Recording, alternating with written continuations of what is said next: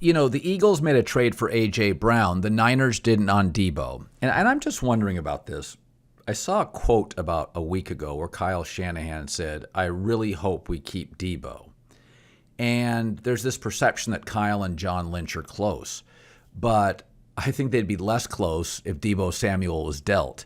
And John's track record as the 49er GM has been a mixed bag. There's some misses and there's some hits. Yeah. How do you view, I get moving off Deebo, but I do think he's a stupendous player. My concern is if you pay Deebo and Kittle big money, they're both injury prone. That could go sideways by week 6, and then you got bags of money and nobody playing. What's the relationship, do you think, between what did you make of the Niners draft and the Lynch-Kyle current relationship? Yeah, I think they made the right move because I think Deebo's value is pretty unique. You saw the potential Jets offer sucked.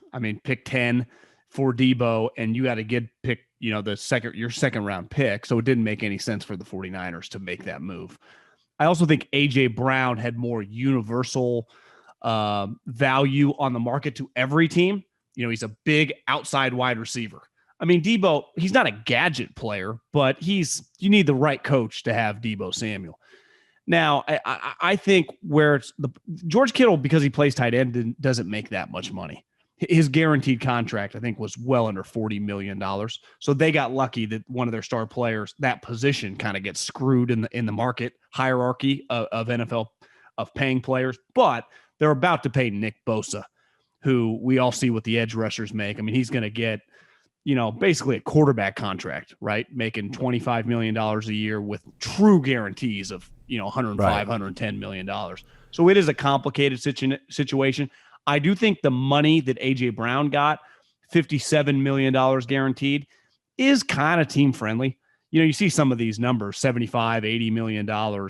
It's not that much. Now, he is 24 deep, same with Deebo, or I guess Deebo's 25, but he's been injured. I do understand the reservations from the 49ers, but how many guys do you know that you can win playoff games with? And he's one of those guys. Like when you step on a game to play another team in January on the road, he can be the best player that for a fact. The other thing, he's a good guy, like great energy guy. He's not a negative guy at all. He's very positive. I think him, Kyle, and John love Deebo Samuel. And they said something, I think after maybe their Thursday night press conference or Friday night press conference, is when the season ends, the players there's a separation for a long time and you spend a lot of time on your phone and a lot of things get said.